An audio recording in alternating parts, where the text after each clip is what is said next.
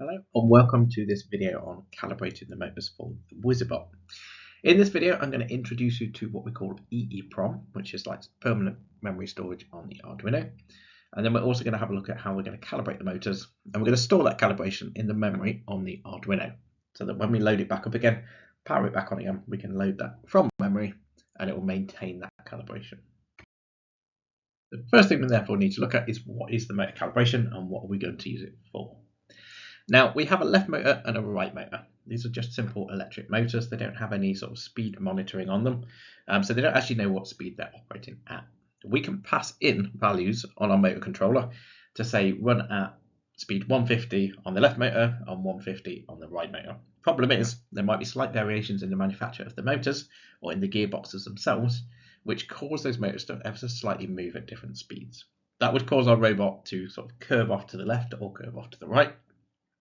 So what we want to do is we want to actually tweak those numbers, those speed numbers that we're going to put into the robot, to try to get it to drive in a straight line. Okay, this is what we call the calibration. Now, we're going to store that calibration in memory that is on the Arduino Uno. Okay, this is called EEPROM memory. Okay, this EEPROM memory is like a little hard disk on the Arduino. When we boot up the program again, what we're going to actually do is we're going to load those calibration settings off that little hard disk. Okay, and that means that once we've calibrated it once, it'll be stored on the Arduino, we can pull those settings in, and then it should remain calibrated effectively as we pull those settings in. If we ever need to redo the calibration, we can simply rerun this program, redo the calibration process, it will store it on the Arduino, and then when we power it back up again, it should have the right settings for the left and right motors. So let's introduce the EEPROM. Okay, now EEPROM stands for Electronically Erasable Programmable Read-Only Memory. In reality, you don't need to know that, okay? You can pretty much forget that now, okay? But the EEPROM is read and write a memory. So we can write to that memory and we can read from that memory. If the power is ever cut from the microcontroller, so if we unplug the Arduino, it stays in that memory. So it's fixed on that memory. When we power it back up again, we can then read it back in again. So essentially it's persistent. It will stay on the Arduino. We can overwrite that memory, so we can change that memory address. Normally they have about 1 million read-write commands per bit of memory. So there is a limit to how many times we can read and write, but it's normally a very large limit, and it's not normally an issue for you lot to worry about. Now the Arduino Uno R3 as a board actually has 1 kilobyte of EEPROM available. That's 1024 bytes of data. Different microcontrollers will have different size EEPROMs. In fact, some of them might not even have any EEPROM memory on them. So if you ever change to a different microcontroller, and if you want access to this EEPROM memory, you want to store your settings or anything like that on the Arduino or on the microcontroller, then you're going to have to check that it definitely has EEPROM before you purchase it. Okay, but like I say, the Arduino Uno R3, the one that we're using, it has 1 kilobyte that's available to us. We're only going to need a few bytes. Okay, so it's ample memory for what we want. Like I say, we can read and write our own data into this memory, and we're actually going to do that with the motor board today. And the easiest way to think about it is like a little hard disk, and it is a tiny hard disk. Okay, most of the hard disks that you have are probably in the gigabytes, if not terabytes. Okay. This little disk is 1 kilobyte. That is a tiny amount of information. But for a microcontroller, where we're not actually going to store that much information, it's absolutely ample. We just need to be aware that there is a limit. The way that memory works when we read and write on the Arduino, it is stored as bytes, and then each byte is stored in what we call a memory address. Okay. Now each byte obviously has what we call an index. Okay, and that is the address of that byte. On the Arduino Uno R3, it goes up to 1023. So if you have a look at the table there, it's just an example of the first 8 bytes in the memory. Okay, the first memory address is always going to start at 0. Like I say, it will go all the way up to 1023, which will be 1024 bytes. Okay, and then we can write a value between 0 and 255 into each one of those addresses. Okay, so the address 0 can store a value between 0 and 255. Address number 1 can store a different value between 0 and 255, and so forth and so on. Okay. In order to write the data, we need to pass in the address that we want to write to, along with the value that we wish to write into that address. And then when we read the value, okay, we need to pass in the address that we want to get it from. So for example, on the Arduino, we're going to say EEPROM.write. The first parameter, we're going to pass in 0, which is address 0. The second parameter is going to be the value that we want to write in there, which we're going to write in the value 87. The reason why we're going to use 87 for this one is it is a capital W in the ASCII key set. So essentially what we're going to do is we're going to write a capital W to stand for Wizibot in that first memory address. I'll go into the reasons for that in a moment. Okay. When we want to read the value, we simply say int read value equals EEPROM.read, and then we pass the number of the address that we want to read from. So in this case, EEPROM.read2 will read in memory address number 2, and then read value will contain that value, which is 150 in this example. Okay, so it's fairly straightforward. Easiest way to think about the address is it's like a really long table. On the top row, you've got the address number. On the bottom row, you've got the actual value that's stored in that address. Again, it can only store a value between 0 and 255. There are more complex variable types that we can store, okay, but they will use multiple bytes for that variable. I'm not going to go into that now because we're not going to use it in today's session. If you ever need to do that though, just let me know and we can discuss it then.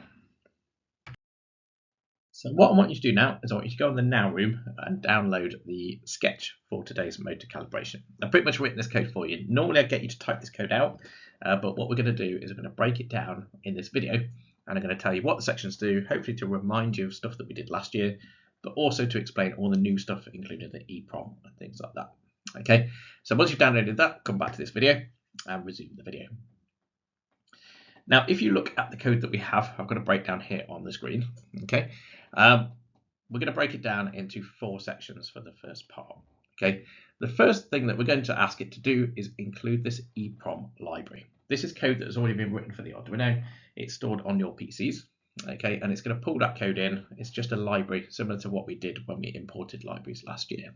Okay, so the first thing we have to ask the Arduino to do is go and grab that code so that it knows how to deal with that EEPROM. Next thing that we do is we're going to define the pins that are on our Wizibot shield. Okay, we're going to be using both buttons for the calibration, so we're going to increase and decrease the speed of the left motor using B1 and B2. Those pins are 12 and 13 on the Wizibot shield. We're then going to define the motor pins that are going to go to this motor board. And these are pins 4, 5, 2, and 3. Okay, so we just need to define those so the Arduino knows, or so we can tell the Arduino which pins to control. We're then also going to have 2 variables. One is going to store the left motor speed, and the other is going to store the right motor speed. We're going to load values from the EEPROM into these variables. So this is our memory as we run the program. Okay, when the program is powered off, these will be forgotten. So we'll have to reload it from the EEPROM when we load back up again. Next thing we do is our standard setup function. In our setup function, we're simply going to start the serial transmission from the Arduino to the PC using the serial.begin command. We're going to use the serial.begin in this program just in case anything goes wrong or something doesn't appear to be functioning correctly on your Arduinos. We'll be able to plug in the USB cable, start up the serial monitor, and we'll be able to see what's going on with simple serial.print commands that we have in our read and write functions. Okay, that'll make more sense when we get to the read and write. Next thing we need to do is set up our standard pins on the Arduino. This is the pins for our motor, and this is also the pins for our buttons. After all of that, right at the end of the setup function, we're going to ask the Arduino to jump into the function called read from disk. Okay, this is where our EEPROM reading is going to occur. So let's have a look at the next slide where we have the EEPROM load. Okay, so the code that we see in front of us now is all to do with the EEPROM memory. Okay, so that's that little hard disk. Okay, we've got 2 functions. We've got the write to disk function, and we got the read from disk function. First up, let's have a look at that write to disk function. Okay, we have 3 commands in there. Those 3 commands are writing to 3 bytes of memory on our EEPROM. The first one, EEPROM.update 087. Okay, we're writing into the address 0 and we're writing in the number 87. Now 87 represents the character W in ASCII. The reason we're going to do this is because this is what we call our header byte. It's always a good idea to have all of these. We have no idea what program ran on our Arduinos last time. Certainly not the program that accessed the EEPROM last. Okay, somebody else might have written information into the EEPROM. Okay, if we load that up now, it could do anything to our robot. Our left motors and right motors might go at completely different speeds, might spin off, might drive off, and do all sorts of crazy stuff. Okay, so what we actually want to know is, did we write to the memory or did somebody else? By writing a fixed value into that first byte, that header, okay, we can check whether that value is the value that we expect. If it's the value that we expect, so that W character or character 87, okay, then we can continue to load and we can load in the settings that we wrote to the EEPROM. If, however, that value is not 87, so it's not that W character, then we can assume that somebody else wrote to the EEPROM because we didn't. Okay, and what we then do is we actually load up our defaults and then write those defaults in there and essentially set that memory up as we wrote it. Okay, so next time it boots up, it will see that 87 and it will know that we wrote that memory address. It just stops things going all crazy. Okay, so the next command that we do, EEPROM.update number 1, that's memory address number 1, and we're going to write in the left motor speed. After that, we then do EEPROM.update memory address number 2, and we're going to write in the right motor speed. Okay, so now the EEPROM contains 3 bytes. The first byte is 87, or that W character. The second byte is the left motor speed, and the third byte is going to be the right motor speed. Okay, so that's simply writing to the EEPROM. When we come to reading from the EEPROM, this is the first thing we do during setup. So you'll see in setup we have that read from disk call to the function. Okay, what we're going to actually do is the first thing we're going to do is check that first byte. Okay, if that first byte is equal to 87, then it means that it represents that W character. It probably means we wrote to the EEPROM. Okay, that means that the data contained in bytes 1 and 2 are going to be the correct values for the left motor speed and the right motor speed. If that first byte does not contain the number 87, it means we did not write to the EEPROM last time. And so what we're actually going to do is we're going to set the defaults. So the left motor speed is 150, right motor speed is 150, so they're set to the same speeds. And then we're going to write that into the EEPROM. So that first byte is 87, the left motor is now set to 150, right motor is now set to 150, and they should go about the same speed. It's not going to go crazy, but that's kind of the starting of that calibration process. Now you will notice that if we do read the 87, we simply read in the 2 bytes. We say EEPROM.read bracket 1, which is memory address number 1, and we put that into the left motor speed variable that we declared earlier.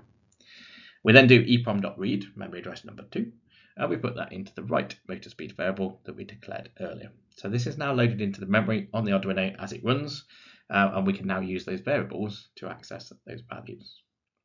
We do have the serial.print stuff in there. That's just going to help us if anything goes wrong or if it doesn't appear to be storing any settings or we don't know what the numbers are.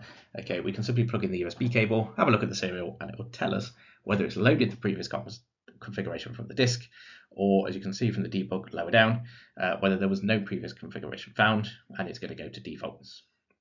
Like I say, if it doesn't find that 87, we simply set the left motor speed to 150, right motor speed to 150, and then we call that function to write to the disk. That'll go up to that function there, write to disk, and it will write those 3 bytes. Okay, so that's pretty much all we need to do with the EEPROM.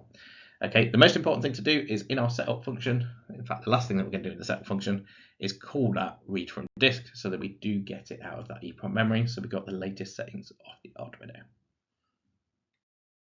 In the final bit of the code then, we have the loop function. Okay, now the first thing we're going to do is we're going to drive the robot forwards. Okay, we've got a little function just to drive it forwards. Simply setting the left motor direction and the right motor direction to high will put both motors into the forward direction. We need this because we need to be able to see if the robot is going to curve off to the left or curve off to the right. If the robot does curve off, we're going to use buttons B1 and B2 to adjust the speed of the left motor. We can increase or decrease the speed of the left motor to match that of the right motor. Okay, so if you want to increase the speed, you're going to press B2.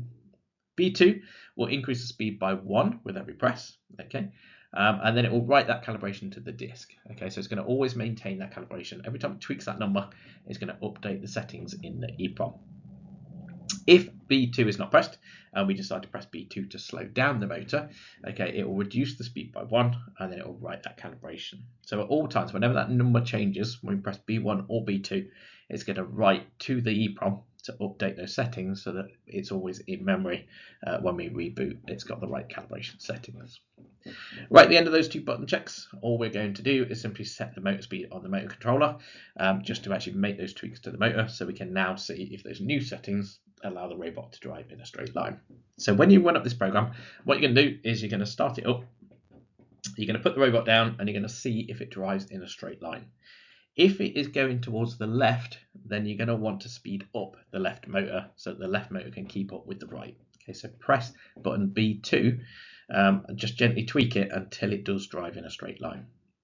If it drives towards the right, so if it curves off towards the right, then you're actually going to want to slow down the left motor because it's going too fast. Okay, so you're going to press button B1 and it's going to ever so slightly slow it down. Keep tweaking it until it does drive in a straight line. You can tweak those numbers up and down until it drives in a straight line. Okay, and once you've done that, you are pretty much done. You can unplug it. It has stored it all in the EEPROM and it is now calibrated and ready to go. It's a good idea just to stick it down, leave it running for, I don't know, about a meter, put it on the floor, put it on the desk, whatever. Make sure you've got plenty of space. Make sure you're ready to catch it. Obviously, don't let it fall off the edge of the desk. Okay, but just see if it drives in a straight line. You can tweak those numbers ever so slightly. And like I say, it will store those settings in the EEPROM. And in the future coding, we're actually going to pull that stuff out of the EEPROM and use that for all our future code. Okay, so that'll be the calibration process. Have a go at doing that now. If you have any questions or anything like that, if some of this code is still not making some sense or you want some more clarity, just find me in the lesson and I will explain the other bits of the code that you wish to be explained.